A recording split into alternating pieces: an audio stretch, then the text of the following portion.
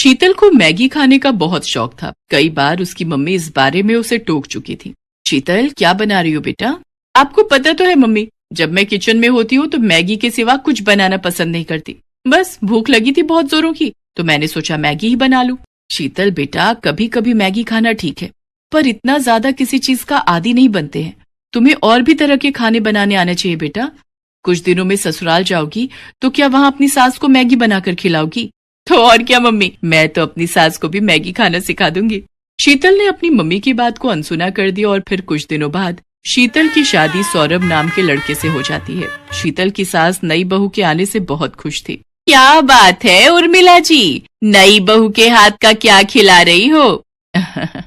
आज तो बहू का दिन है, वो जो भी अपनी पसंद से खिलाएगी वो खा लेंगे। क्यों अनीता जी? जाओ बहू, मेहमानों के लिए कुछ अच्छा बना कर ले आओ। ठीक कह रही हो उर्मिला जी। रश्मि भाभी जी, आज तो बहू की पसंद का ही खाएंगे। मोहल्ले की औरतें नई बहू की मुंह दिखाई के लिए आई हुई थी। उर्मिला के कहने पर शीतल रसोई में तो चली जाती है, पर उसे तो सिर्फ मैगी बनानी आती थी। मुझे तो सिर्फ मैगी बनानी आती है, अब मैं मैगी लेने के लिए किसको भेजूं? हाँ, ये ठीक रहेगा। रामू भैया, आपके पड़ोस में कोई दुकान होगी, वहां से मैं आपको पैसे देती हूँ, आप मुझे मैगी के पैकेट ला दोगे? पर बहुरानी, यहाँ पर तो कोई भी मैगी नहीं खाता। आप मैगी किसके लिए मंगवा रही हो? क्या यहाँ पर कोई मैगी नहीं खाता? ऐसा कैसे हो सकता है? अब सबको मैगी खानी पड़ेगी क्योंकि मुझे मैगी बहुत पसंद है। आप बस मुझे मैगी के पैकेट ला दो, बाकी सब मुझ पर छोड़ दो। रामू शीतल के कहने पर पड़ोस की दुकान से मैगी के पैकेट ले आता है। मोहल्ले की औरतें खाने के सामान का इंतजार कर रही थी। शीतल मैगी बनाकर सबके लिए लाती है। ये लीजिए माँ जी, मैंने आप सबके लिए गर्मा गर्म मैगी बनाई है। मैगी? ये तो बच्चों के खाने की चीज है बहू, हमसे ना खाई जाती है मैगी शैगी। शीतल पड़ोसन की बात सुनकर उदास हो जाती है। उसका मुरझाया चेहरा देख उर्मिला उसका साथ देती है और वो सबसे कहती है, अरे मैगी, ये तो मुझे बहुत पसंद है, कब से मैंने मैगी नहीं खाई थी। अरे तुम सब एक बार खाकर तो देखो, ये बहुत स्वादिष्ट बनती है, मैंने कई बार खाई है। खा लेते हैं, अब आए हैं तो बिना खाए जाएंगे तो बहू को अच्छा ना लगेगा। कैसी लगी मेरे हाथ की मैगी आंटी जी?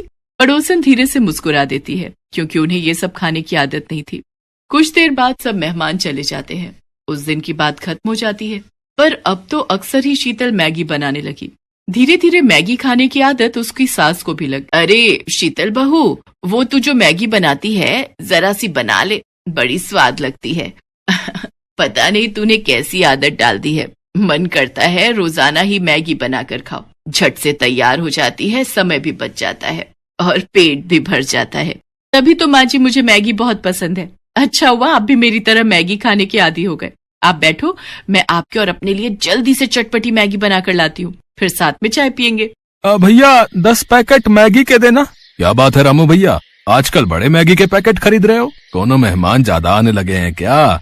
अरे नहीं भीमा भैया, शीतल बहुरानी और माँ जी दोनों ही मैगी बड़े शौक से खावत हैं। चलो अच्छा है, हमार बिक्री भी ज्यादा हो जात है, हमार तो ग्राहक बने रहे, हमें और क्या चाहिए।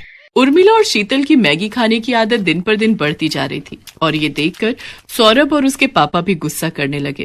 पापा, इन दोनों की मैगी खाने की आदत कितनी बढ़ गई है। क्या करें बेटा, दोनों ही नहीं समझती हैं। जब देखो तब घर में मैगी बनती रहती है, बस हो गया। इन दोनों को कौन समझाए कि मैगी खाना बुरी बात नहीं है, पर हद से ज्यादा किसी भी चीज की आदत शरीर को नुकसान पहुंचाती है। पापा, माँ जी के पेट में बहुत तेज दर्द हो रहा है। क्या उर्मिला, क्या हुआ? अभी कुछ देर पहले तो तुम ठीक थी। पापा चिंता मत करो, मम्मी को मैं डॉक्टर के पास ले जाता हूँ। सौरभ अपनी मम्मी को डॉक्टर के पास ले जाता है। आपकी माताजी ने आज सुबह क्या खाया था? डॉक्टर, मैंने मैगी खाई थी। अच्छा, एक बार अल्ट्रासाउंड करना पड़ेगा, तभी पता चल सकता है कि क्या परेशानी है। बाकी मैं ये दर्द की दवाइयां दे रहा हूँ, आप इसे ले लेना, इससे आराम आ जाएगा। फिर अल्ट्रासाउंड की रिपोर्ट के बाद ही हम आगे का इलाज शुरू करेंगे। डॉक्टर उर्मिला को दर्द की दवाई दे देता है। अगले दिन उर्मिला की अल्ट्रासाउंड की रिपोर्ट आती है, जिसमें पता चलता है कि उर्मिला का लीवर बढ़ गया है और उसमें सूजन है, जिसका मुख्य कारण मैदे का ज्यादा सेवन है। अब कुछ टाइम तक इनको मैदे से बनी कोई भी चीज नहीं खानी है, यहाँ तक कि ज्यादा तेल, मिर्च, मसाले सब कुछ अवॉइड करना है। उर्मिला की तबीयत खराब देख शीतल को बहुत दुख होता है। आज मेरी वजह से माँ जी की यह हालत है, मैंने ही उन्हें मैगी खाने की आदत डाली। हमने 1 या 2 बार नहीं बल्कि रोजाना ही मैगी खाई, जिस कारण आज माँ जी की तबीयत खराब हो गई। मुझे माफ कर दो माँ जी, आज मेरे कारण आपकी तबीयत खराब हो गई। ना मेरी बच्ची, रो नहीं, देख मैंने दवाई ली है, मैं अब ठीक हूँ। कुछ दिन आराम करूंगी, फिर मैं ठीक हो जाऊंगी। ये डॉक्टर तो ऐसे ही डराते रहते हैं, मुझे कुछ नहीं हुआ है। माँ अब तुम आराम करो और समय पर दवाई देनी है, इस बात का ध्यान रहे शीतल। अब चिंता मत करो, मैं माँ जी का पूरा ख्याल रखूंगी। शीतल उर्मिला का बहुत ध्यान रखती है। कुछ दिनों में उर्मिला बिल्कुल ठीक हो जाती है। शीतल बहू, मैगी खाने का बहुत दिल कर रहा था। कई दिनों से उबला हुआ खाना खा रही थी, कुछ चटपटा खाने का मन है। माँ जी, मैगी तो मैं बना लूंगी, पर हम दोनों आज एक दूसरे से ये वादा करते हैं कि हम दोनों महीने में सिर्फ 2 बार ही मैगी खाएंगे, इससे ज्यादा नहीं, क्योंकि हमारी प्यारी मैगी के बिना हम दोनों नहीं रह सकते। ये दोनों सास बहू भी ना भाई मैगी लवर हैं। इसी बात पर सब ठहाका लगाकर हंस देते हैं।